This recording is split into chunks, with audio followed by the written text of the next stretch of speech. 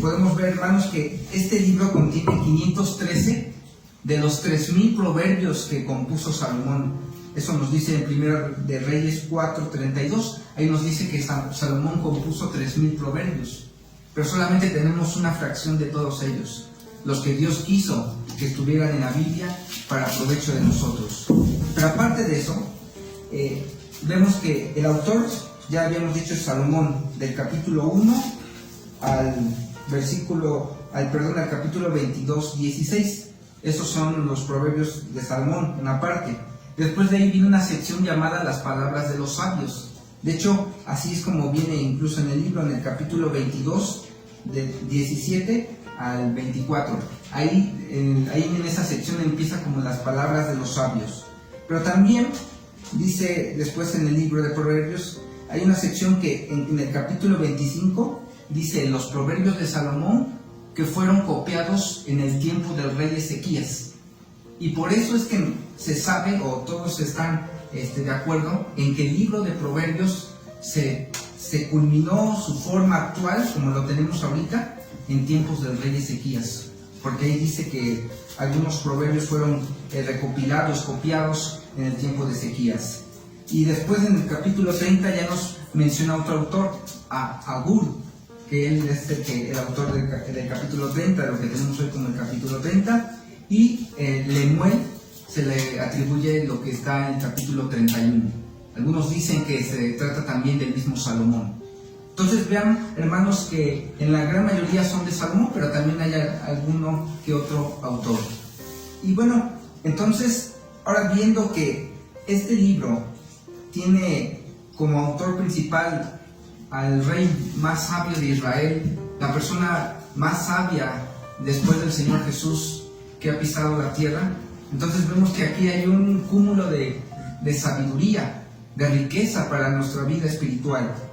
Pero vamos a ver qué significa proverbios. Proverbios en hebreo se dice mashal, y esto algunos lo definen como un dicho o una sentencia, un enunciado que habla sobre verdades espirituales de la vida.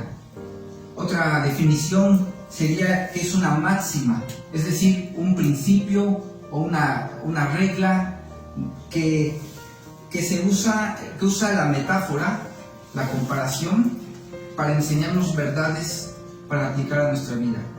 De hecho, mashal viene de una palabra, su raíz tiene que ver con comparar. Por eso es que los proverbios se basan en comparaciones de cosas de la vida cotidiana para mostrarnos verdades espirituales. Y vamos a analizar primeramente el propósito ahora de este libro de los proverbios.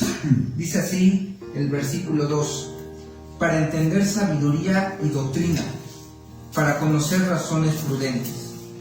Aquí vamos a empezar viendo estas palabras porque tienen un significado. Dice, para entender sabiduría. La palabra sabiduría o jochma significa aquel conocimiento que nos ayuda a vivir una vida piadosa para el Señor. Y esto es muy importante porque hoy en día nosotros como hijos de Dios necesitamos sabiduría para saber cómo vivir la vida. Porque no solamente se trata de hacer a lo que nuestro entendimiento empírico nos señala, sino que debe de haber una directriz por parte del Señor. ¿Qué hacer cuando estamos a lo mejor en medio de un conflicto o en medio de una crisis financiera? O también cuando los hijos se rebelan, ¿cómo educarlos? Es otra de las preguntas de la vida. ¿O qué hacer cuando uno está desempleado? ¿Cómo manejarse, conducirse dentro de un trabajo? ¿Qué hacer en caso de que vivamos en una familia donde la mayoría es inconverso?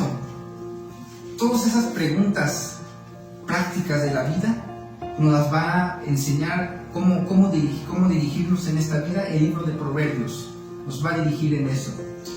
Y quiero poner un ejemplo, y para ello, hermanos, les pido que alguien me apoye con Proverbios 29:11, porque vamos a ver de una manera ejemplificada por qué dice que Proverbios nos ayuda a obtener esa sabiduría. Alguien que me apoye con Proverbios 29:11, por favor. Hay generación que maldice a su padre y a su madre no bendice. No, 29 vamos, hermano. El necio da rienda suelta a toda su ira, mas el sabio al fin la sosiega. Amén. Puedes sentar, hermano, gracias. Aquí vemos un principio que nos ayuda a conducirnos en la vida, lo que es sabiduría. Es de todos ya conocido lo que pasó hace una semana, y bueno, no voy a ahondar mucho, ¿no?, en detalles, pero hace una semana se hizo viral una noticia en las redes sociales, incluso en los noticieros, igual fue anunciada, de un señor que golpeó a un joven porque estaba estorbándole en frente de su local.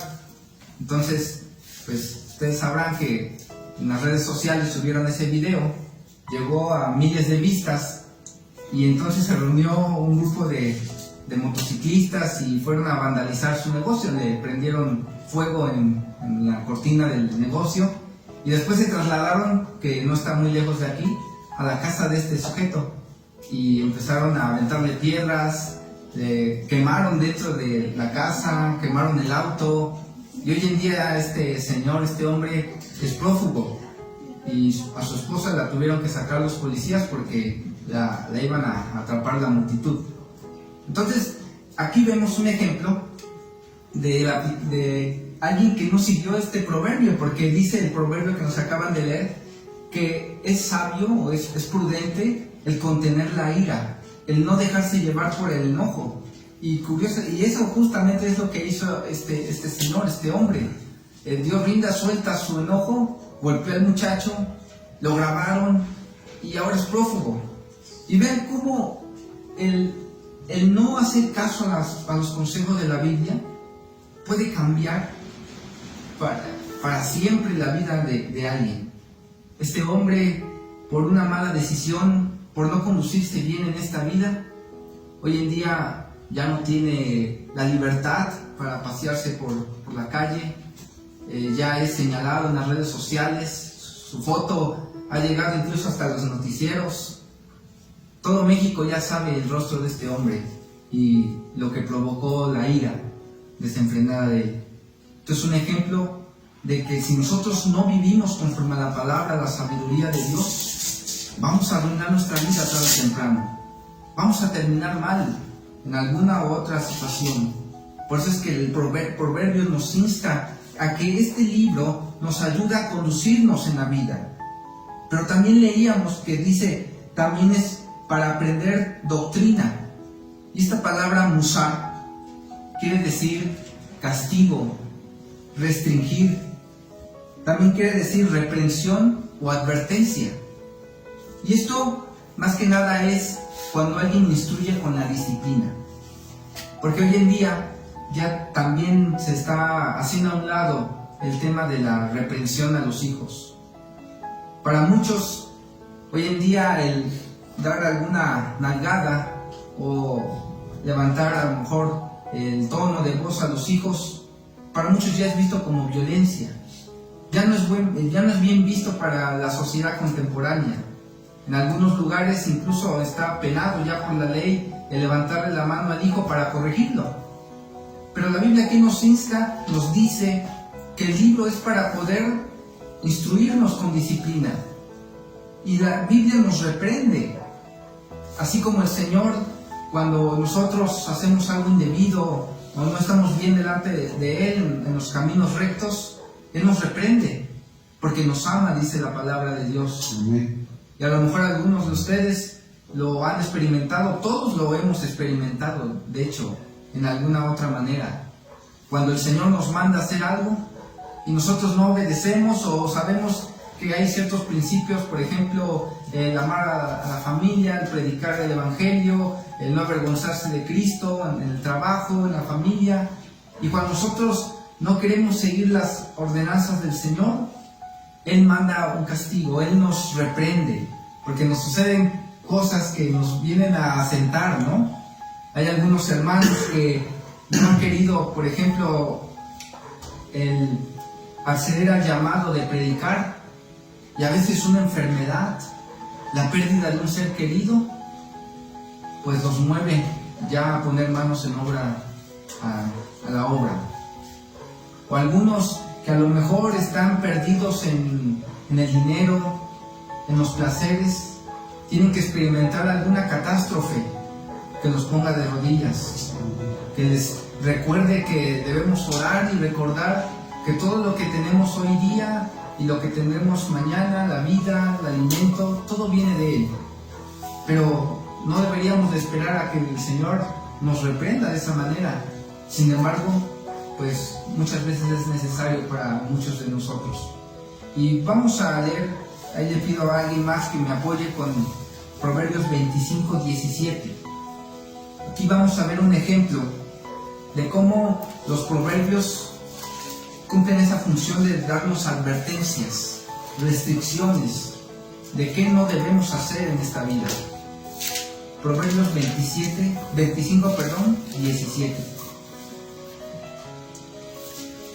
Detén tu pie de la casa de tu vecino, no sea que hastiando de ti te aborrezca. Gracias, hermano. Aquí hay un ejemplo de algo que debemos evitar. En el ejemplo anterior de la sabiduría veíamos cómo debemos actuar. Ahora vemos algo que debemos evitar. En este ejemplo, en Proverbios 25:17 nos dice algo muy útil en nuestras relaciones sociales. Nos dice en pocas palabras que cuando alguien frecuenta mucho a algún amigo, a algún vecino, se vuelve una carga para él. Yo conocí a un joven que se llevaba mucho con un compañero de escuela y para todo estaban juntos, ¿no? Como algunos de nosotros cuando estuvimos en la escuela teníamos compañeros y estos amigos se juntaban mucho después de la escuela, después de clases, fines de semana, pero llegó un tiempo en donde este joven pues se quedó a dormir a casa de su amigo y bueno, a lo mejor 1, 2, 3 veces no había tanto problema, pero llegó el momento cuando este joven se quedó por días en la casa de su amigo, se quedó 5 o 6 días seguidos y después este joven me comentaba que él se daba cuenta cómo en la familia de su amigo lo miraban ya con cierto desprecio, como diciendo, otra vez este joven no tiene hogar, o por qué está aquí nada más. Y ahí se está cumpliendo el proverbio de que alguien que abusa de la hospitalidad de alguien se vuelve una carga para su amigo. Y esas son advertencias también de cómo debemos restringir ciertas acciones de nosotros. Esos algunos consejos prácticos que nosotros podemos aplicar a cualquier relación para conservar a nuestras amistades, para conservar esas buenas personas que hoy día tenemos como amistad. Y ahora también el versículo que sigue, ahí mismo dice, para conocer razones prudentes. Otra manera de traducirlo sería, para conocer dichos inteligentes o dichos con entendimiento.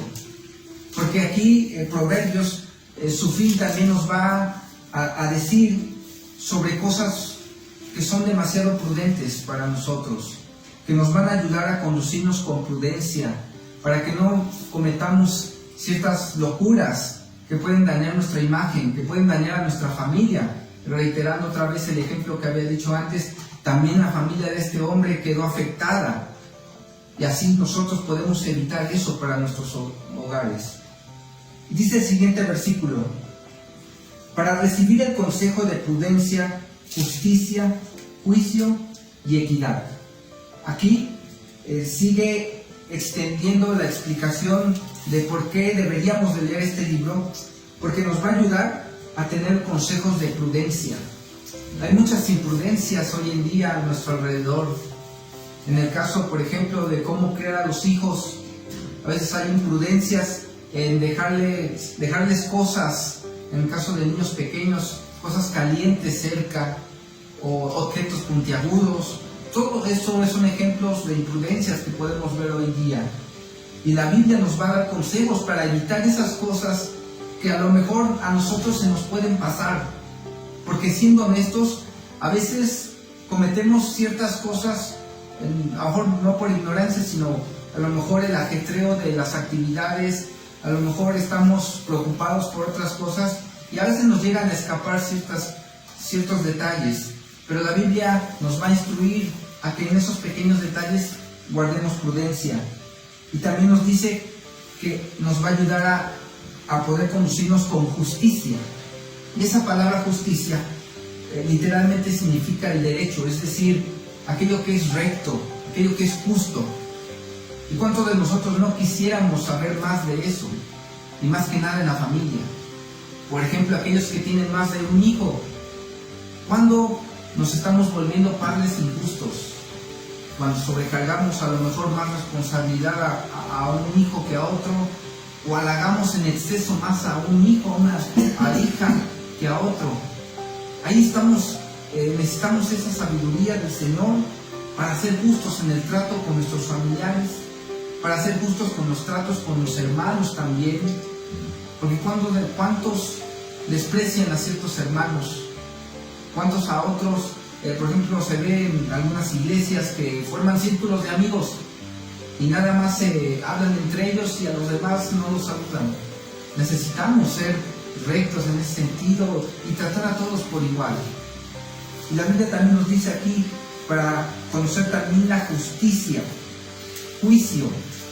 Juicio quiere decir el veredicto, es decir, decidir si algo está bien o mal. Y nosotros necesitamos mucho juicio hoy en día, porque hoy vemos que la sociedad está exaltando los antivalores. Hoy en día cualquiera que quiera hablar en contra del homosexualismo es tachado de intolerante. También, si nosotros queremos hablar en contra de la falsa doctrina, o queremos hablar acerca también de lo que debemos hacer, de congregarnos, que debemos leer la palabra de Dios, vivir en santidad, se nos tacha de legalistas. Entonces, todo eso necesitamos juicio, necesitamos saber qué está bien y qué está mal. Y aquí yo quisiera que alguien me apoyara con Proverbios 13:24. Vamos a ver un ejemplo sobre cómo aplicar bien el juicio en nuestra vida cotidiana. Proverbios 13:24. Las riquezas de los sabios son su corona, pero la insensatez de los necios es infatuación.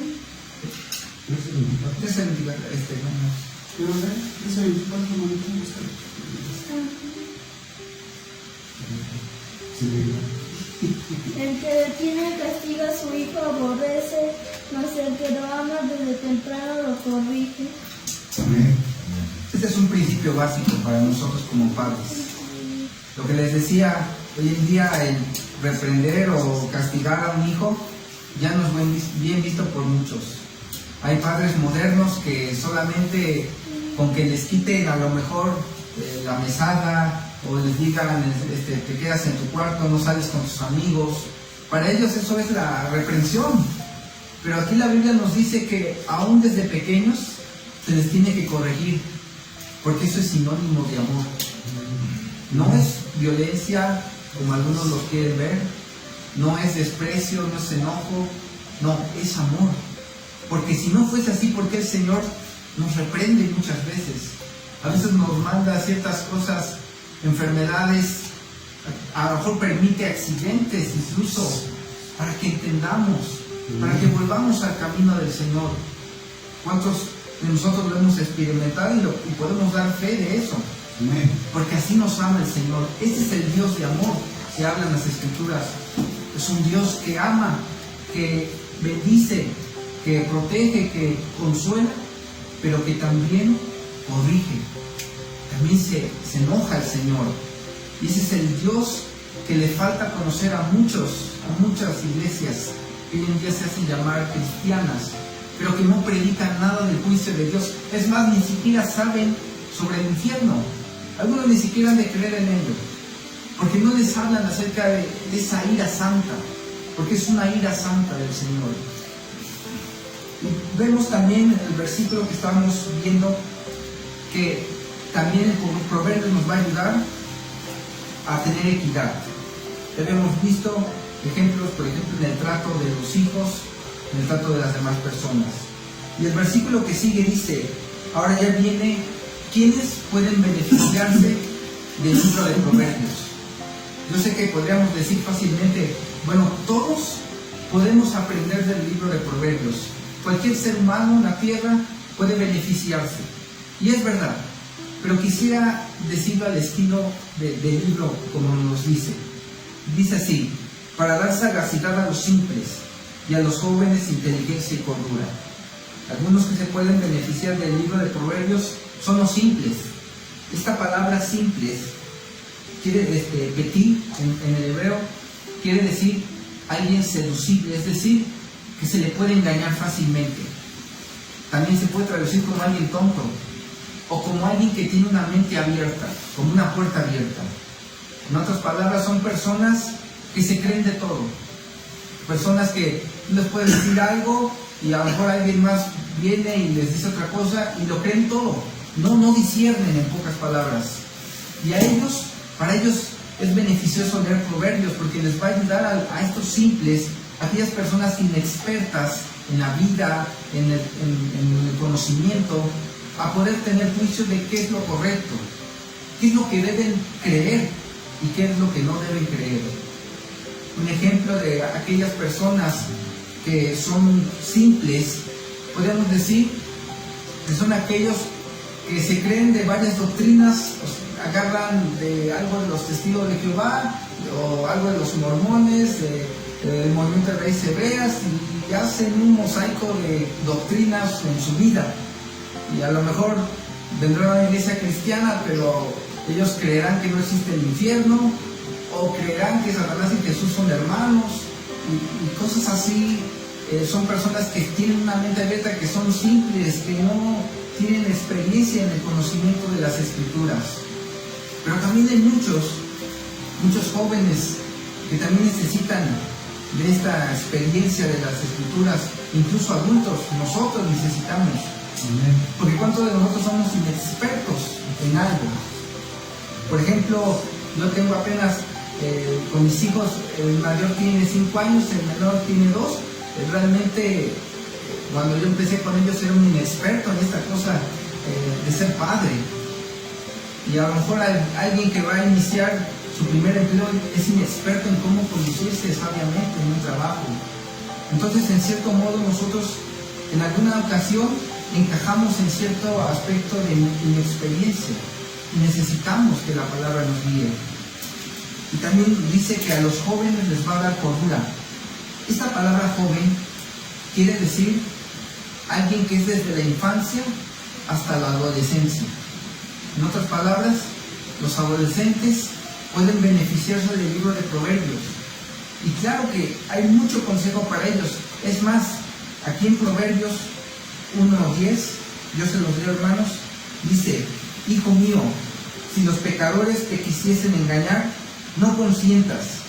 Si dijeren, ven con nosotros, dice, ven con nosotros, pongamos acechazas para derramar sangre, acechemos sin motivo al inocente, los tragaremos vivos como el infierno o el Seol, y enteros como los que caen en un abismo. Hallaremos riquezas de toda clase, llenaremos nuestras casas de robos. Echa tu suerte con nosotros, tengamos todos una bolsa. Hijo mío, no andes en camino con ellos, aparta tu pie de sus caminos, porque sus pies corren hacia el mal, y van presurosos a derramar sangre. Porque en vano se tenderá la red ante los ojos de toda ave, pero ellos a su propia sangre ponen acechazas, y a sus almas tienden lazo. Tales son las sendas de todo el que es dado a la codicia, la cual quita la vida de sus poseedores. Esa es una regla de oro para los jóvenes, para los adolescentes. Porque cuando entran a la primaria, a la secundaria, mayormente, se van a topar con jóvenes, con muchachos, que a lo mejor vienen de un ambiente donde la delincuencia es algo natural. O a lo mejor en donde no lo ven los padres, se llenan de malas amistades y empiezan a hacer actos de delincuencia. ¿Por qué la Biblia da este consejo? Bueno, a mí me impresiona cuando dice al final de lo que acabé de leer, que la codicia quita la vida de los que la poseen. Un codicioso muere por la misma codicia. Y el ejemplo más claro es aquellos que hoy en día son delincuentes, en el caso de la delincuencia organizada, o que están en el narcotráfico. Empezaron con cosas pequeñas, como un robo, pero aquí ya empezaron con algo más grande, como aquí nos decía Proverbios. Ya son gente que se junta para matar, para derramar sangre, y ponen acechanzas al que no la debe, al que es inocente, y llenan sus casas de robos, de electrodomésticos, de muebles, todo eso es robado de lo que se sirven. Pero llega el momento en el cual ese pecado de la codicia les quita su vida, porque hay varios que mueren en tiroteos cuando se llegan a enfrentar los narcotraficantes con el ejército, o a lo mejor entre bandas delincuentes hay rivalidad y a veces los buscan y los matan en sus propias casas, hasta sus hijos, sus familiares, sus padres pasan. Entonces vean que la codicia realmente quita la vida de aquel que posee ese pecado. Entonces aquí vemos que es un ejemplo muy bueno para los adolescentes. Es un ejemplo de varios que vamos a encontrar acá. Y dice así el siguiente versículo. Dice: oirá el sabio y aumentará el saber, y el entendido adquirirá consejo. También Proverbios es un libro para todo aquel que tiene cierto grado de inteligencia y de prudencia en la vida. Habrá hermanos que sean demasiado prudentes, demasiado excepcionales como padres, como hijos, pero siempre va a haber algo más que aprender. Por ejemplo, a lo mejor alguno de los versículos que estábamos leyendo, a lo mejor no los conocían. Entonces todos aprendemos algo más si leemos Proverbios. Por ejemplo, en Proverbios también viene cómo debe ser la mujer por excelencia, cómo debe de ser la mujer virtuosa.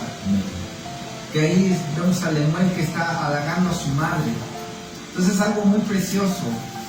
Pero también me gusta el dicho de un hermano que, de hecho, es una cita bíblica. Él decía: nosotros como varones, a veces en la juventud decimos, mujer virtuosa, ¿quién la hallará, no? Y siempre ponemos mucho énfasis, ¿no? ¿Quién hallará esa mujer virtuosa?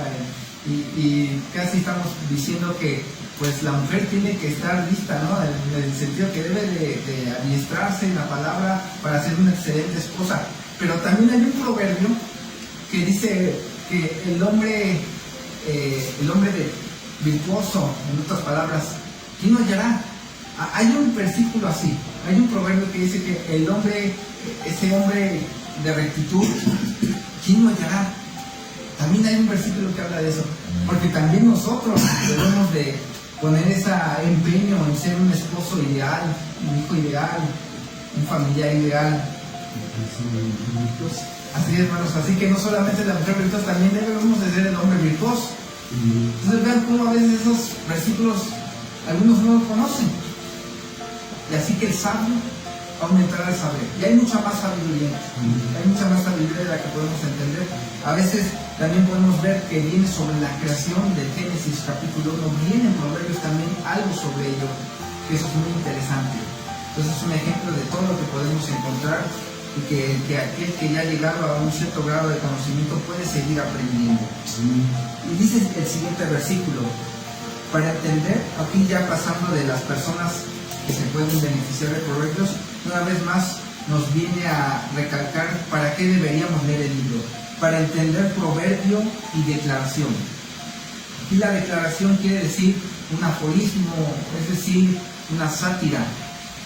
Una sátira es una forma gramatical en donde se critica algo o se ridiculiza algo haciendo el uso de la ironía. Entonces ustedes verán que en Proverbios hay algunos que tienen ese carácter, que buscan mejor ridiculizar el camino del pecador y utiliza esa forma como de burla en un sentido, ¿no? Entonces hay algunos proverbios que tienen esa manera de presentarse.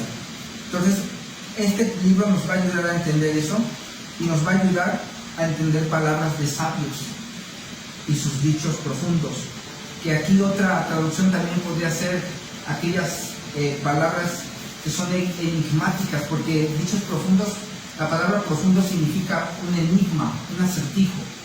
Y hay dichos que son demasiado profundos, que son dichos de los sabios. Y vean cómo literalmente se cumple esto de que nos va a ayudar a entender palabras de sabios. Vamos a ver Proverbios, capítulo 22, versículo 17. ¿Alguien que me apoye con esta cita? Capítulo 22, versículo 17.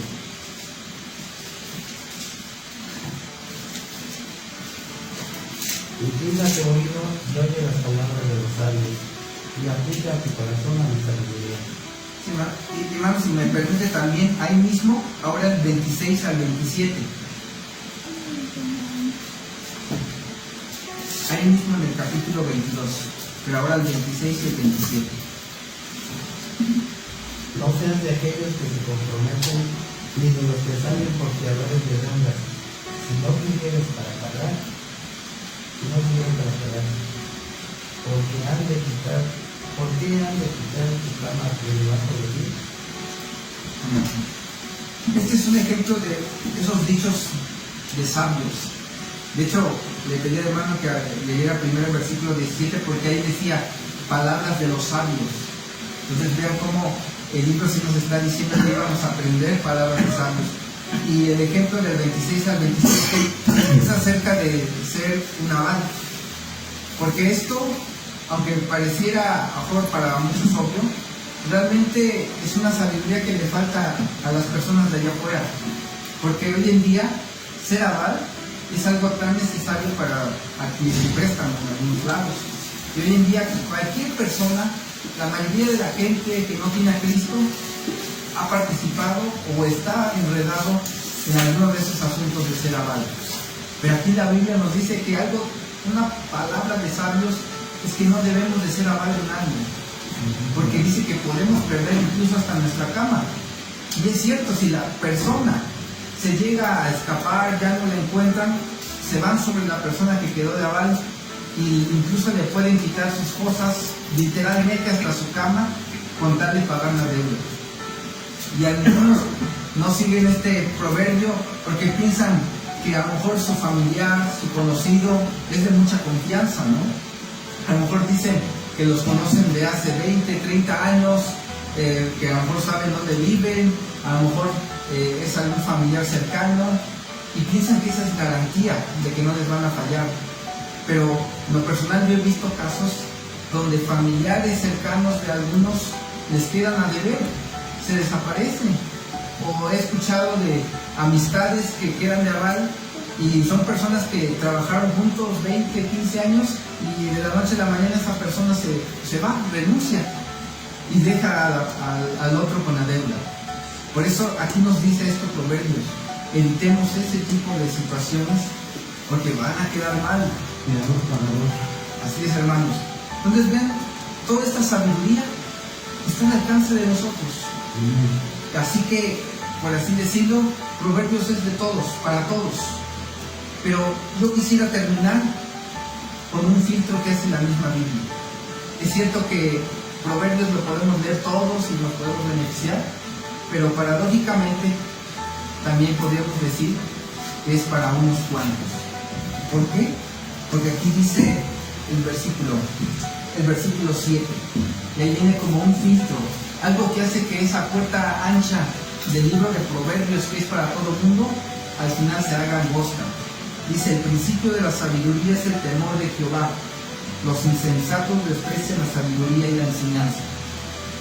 Hermanos, aunque pudiésemos decir que cualquiera puede leer el libro, pero si usted y yo no tenemos respeto reverente a Dios, no podemos aspirar a tener sabiduría del Señor.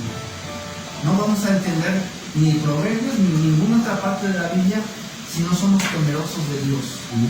Y ese temeroso quiere decir un amor reverente, no miedo, sino ese temor reverente. ¿Y cómo lo demostramos?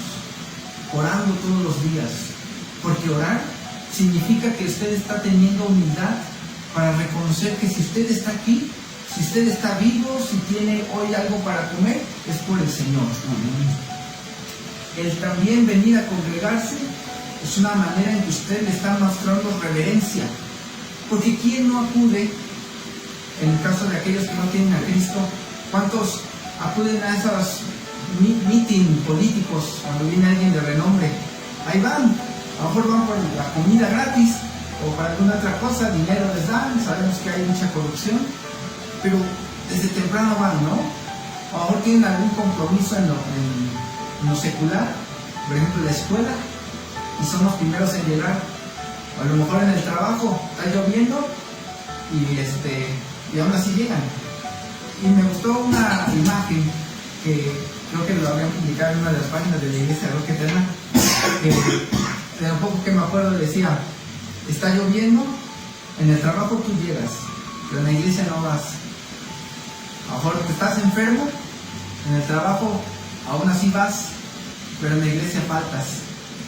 Y pone ese ejemplo, ¿no? Eso es falta de reverencia. Porque estamos hablando de Dios.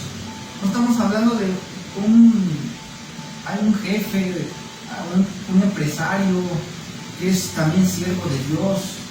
No estamos hablando, por ejemplo, de un director, de alguien que puede poner bajas calificaciones a los niños si no van. Estamos hablando de Dios. Por eso el principio, el inicio, para que usted entienda este libro y cualquier otra parte de la Biblia, es el respeto al Señor, en todo lo que haga y piense. Así que vamos a orar, vamos a pedir al Señor que nos dé ese temor, ese respeto, para que podamos entender las profundidades de la Biblia. Porque hay mucho tesoro escondido aquí, hay mucho que entender. Nosotros pudiésemos entender ahorita que está pasando.